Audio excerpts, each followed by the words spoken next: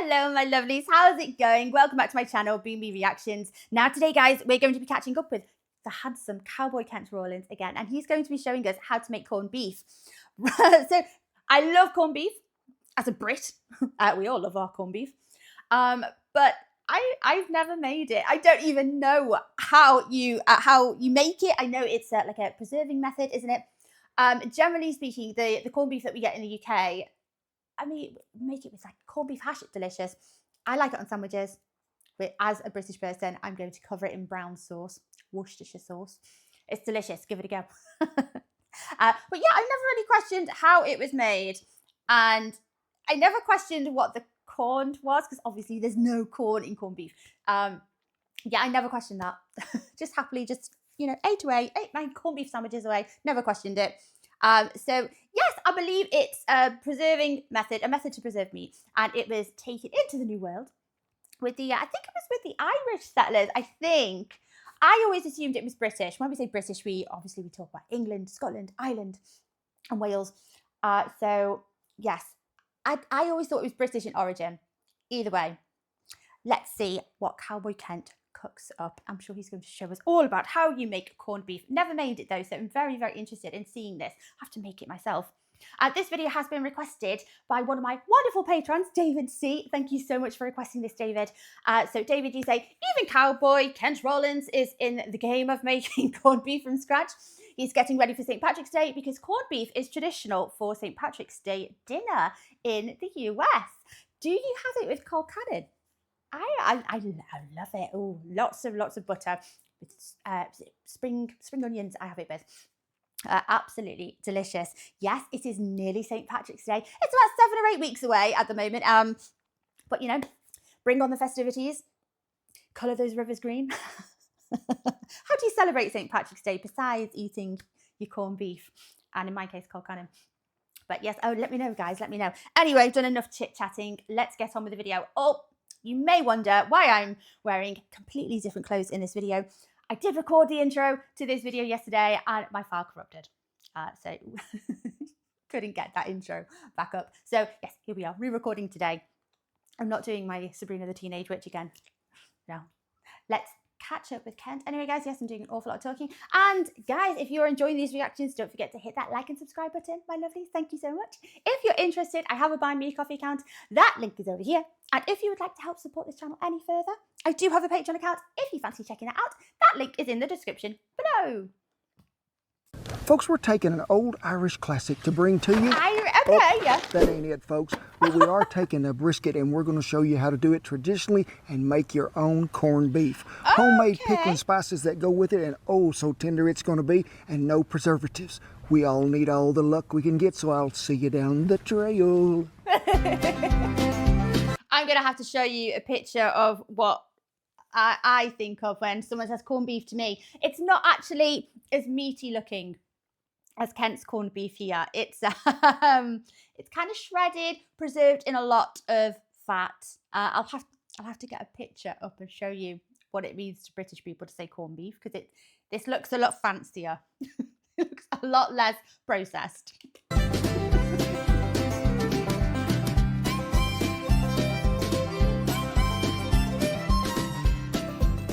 Hey, thank y'all for stopping by the barn today for another episode of Cowboy Cooking. What do we do here? Grilling, Dutch oven cooking, how to take care of all your cast iron and solve all your problems, and even throw in a happy dance now and then. And today, folks, we're going traditional what?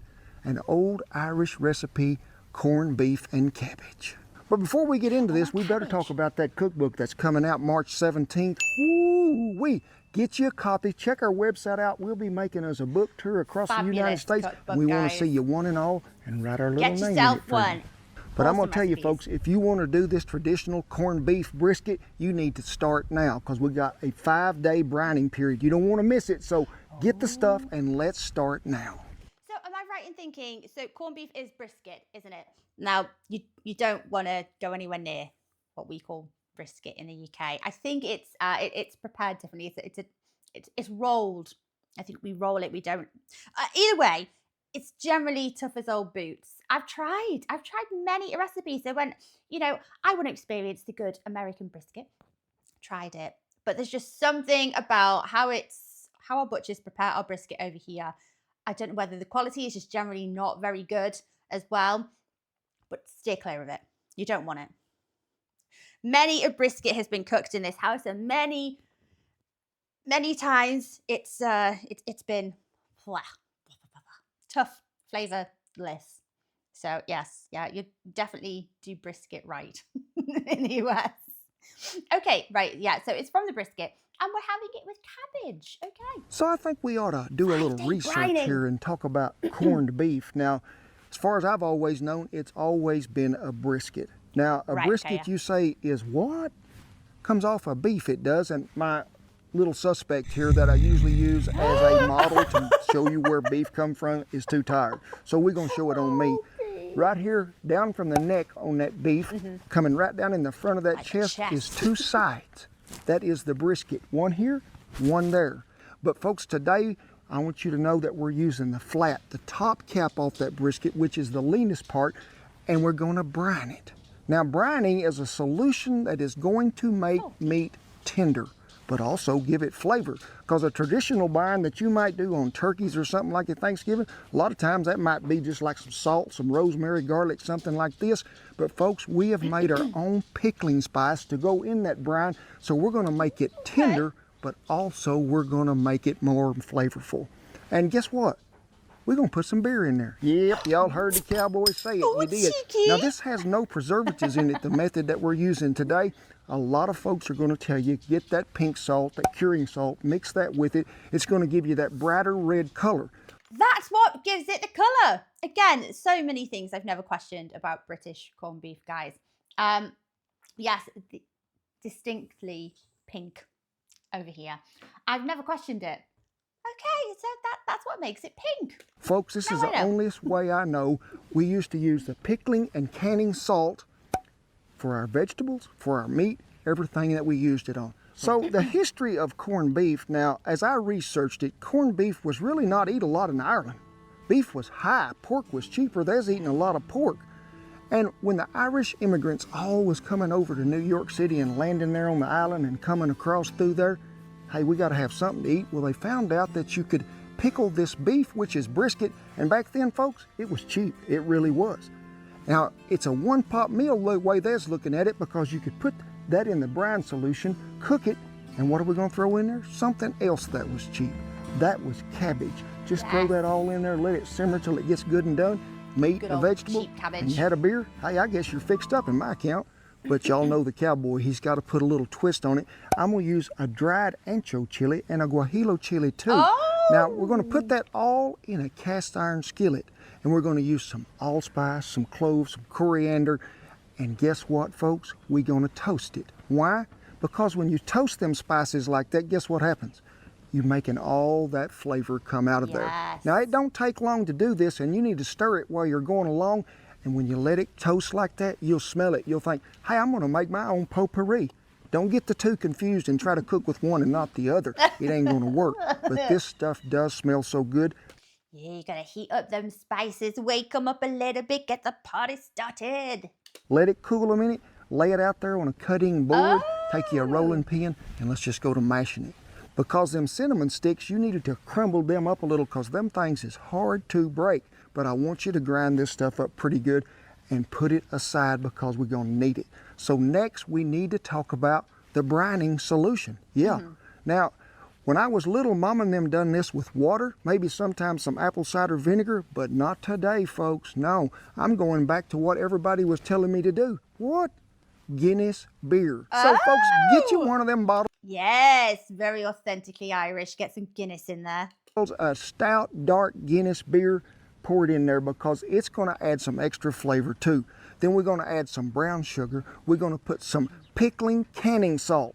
Now, if you say, hey, I don't want to be doing none of that, and you have to, get you some of that pink curing salt. I don't care. But folks, the way we're doing this, we have no preservatives in there. Get a little bit of that, what you call ginger, put it on in there, some coriander powder. Oh, it's very stir it up really spicy. well. But then I want you to what? Add them toasted spices. All of it but 1/3 of a cup. And you be asking yourself, why do we want to save 1/3 of a cup? Because we're going to need it later. Put all that in there and stir. All them ingredients got to go together and blend all that flavor in there with that beer. Now this needs to be in a pretty large vessel, it does, a big bowl, because guess what? We got to add a gallon of water to it. Get it all that mixed up in there really well, and then we're going to set it right over here, and we're going to pull out the star of the attraction. What is it? The beef brisket. So we got our brine solution all mixed up really well. We got that brisket sitting here. So folks, we're going to take it and just put it in that deep pan or deep casserole dish. Make sure that it gets submerged. Now, if you're putting it in a casserole dish, you may have to put a plate or something on it that gives it some weight to hold it down. It's gonna Cover float, it, isn't it? slip it in the ice box because we're going 5 days, remember? But every day, I want you to pull it out of there, uncover it, take you some tongs, pull that brisket out of there, give it a good stirring of all that brine solution, turn it over, put it back in there, back in the ice box. Every day you got to do this. Right, okay. So, let's see what it might look like in there, you want to? Yeah. That be smelling good right there. That is so aromatic. I want to lift this out of here and show it to y'all. Oh, is it kind of Folks, started to cook it? No. that smells good. Now, these quality control inspectors, they be liking this, but every day, remember, you got to stir that brine solution and you got to flip that meat over. But guess what?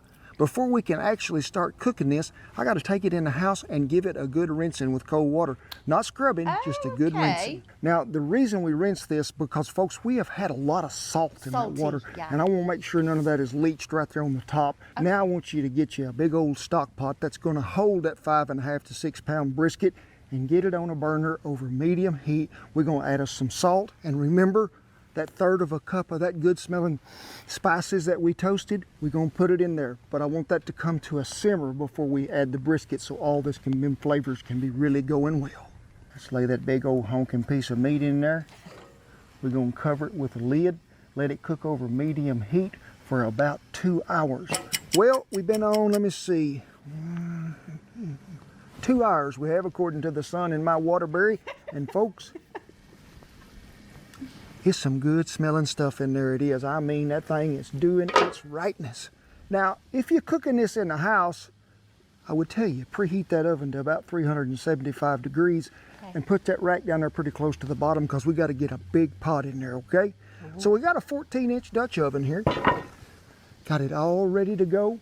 Now, as you cook meat, as you boil meat, I want y'all to notice that, oh, that's hot. There is a little difference in size now. It'll always tend to shrink up a little. So we got her sitting in there. Unsalted beef broth is what we're using because remember, we had quite a bit of salt in this little brine solution to start out with. That's a good tip. So add you a full box of that. I wouldn't have even thought about that. So thank you, Kent. Yes, otherwise it would be very, very salty. So beef broth is in. Get you some of them red taters. I like them about that size. I don't even cut them. Now, if you can get the big ones and you want to cut them in half, that's fine. And I got me 1 head of cabbage, coarsely chopped up. Now, I just ask you to incorporate them all around that thing. Chuck them in. This big. I love it. Because, folks, we is fixing to blend us a whole bunch of really good flavors together. And as my mama said one time when we was making a whole bunch, that's a pot full right there. Now, we boiled this beef in here, and I don't want you to discard that just yet because instead of adding some broth back to this, if we run a little low, we'll just sift some of that out of there and put it in there. But make sure you strain it. We'll just use the broth that comes off of it if we need it. So I'll meet y'all at the fire. Well, I just want to shout out, just a quick mention. Kent is looking particularly handsome today with that turquoise neckerchief that he's got going on there. It's very dashing. Just wanted to point it out. You see me take that horseshoe contraption known as a trivet and take them short bolts out of there and put the long ones in there. You ain't got one. Shan'll have you a link pop right up there, her and Andy, where you can get one because, folks, these trivets do come in handy. We need to start out pretty heavy on the bottom. These are hardwood lump coals, sort of light on the top. Now, I'm not getting much wind up here under the barn, but I will rotate a few times just to even out my heat source as we're going along. But you have to keep your fire going so you can add more coals to this. You can't just make them automatically. So keep your source of heat supply going and just remember to keep a watchful eye. I need to go camping and try cooking like this. I imagine it's actually quite tricky to get it right. Oh, look him. He's such a handsome dog. Poor Beef. Imagine he's very missed.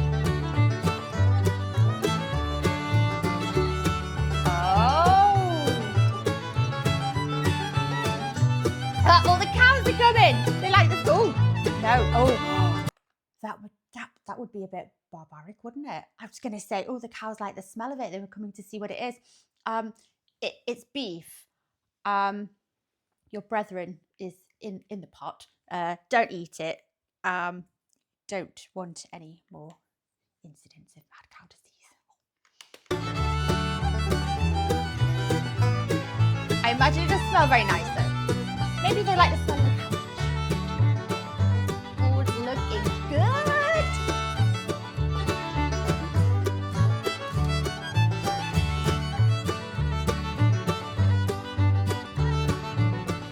Well, it finally is a done deal, it is. Now, how you tell when this is done?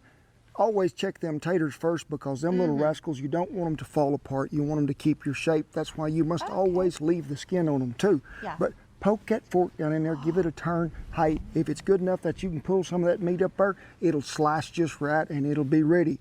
And I can hear some of you out there already saying, it ain't pink. It ain't that reddish pink color. Well, remember, I told you no preservatives here. But hey, this is a glorious day, and we're gonna get to see what's happening here. Now, I've never been a fan of corned beef. What?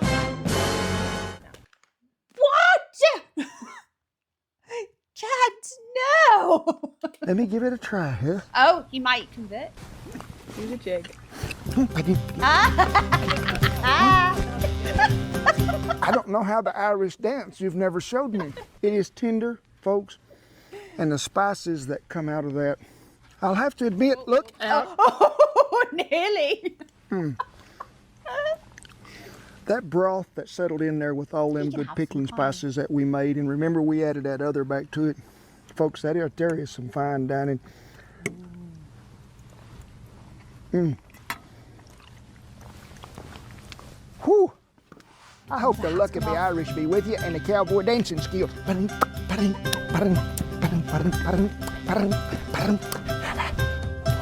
think you could really combine, you know, kind of Irish folk and country kind of folk music. Well, you can, and it sounds quite good actually. Ooh, Gonna dance out of there. Art not even be giving you a bite. This is the first time you've Dukesy, showed up right at eating time. Big's been out here working the whole time. There you go, baby. Whoop. Oh, nice.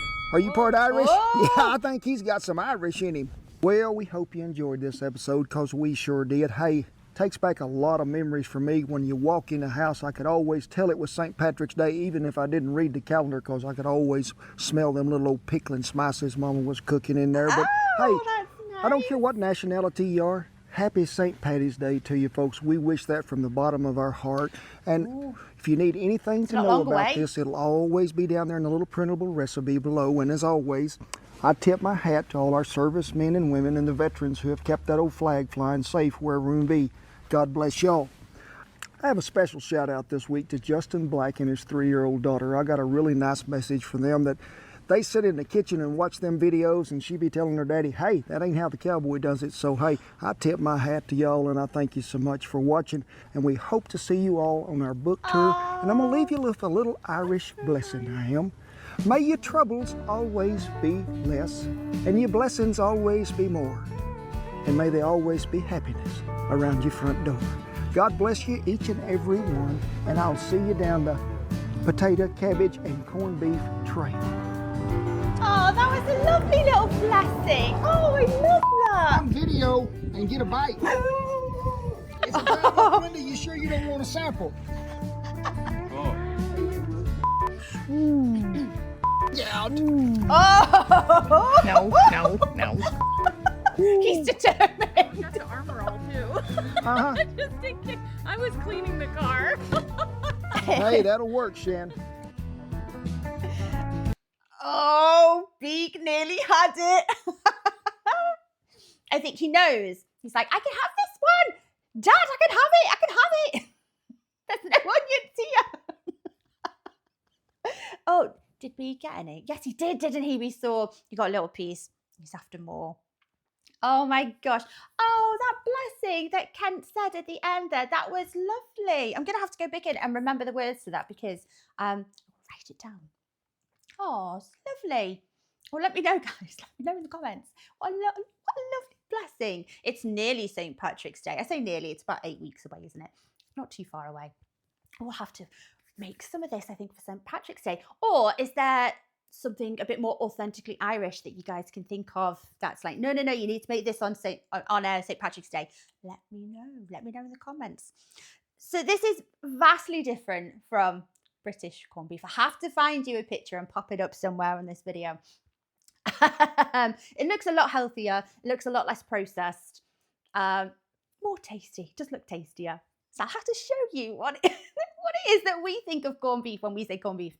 But yes, that looked absolutely delicious. I've never tried making my own corned beef, never.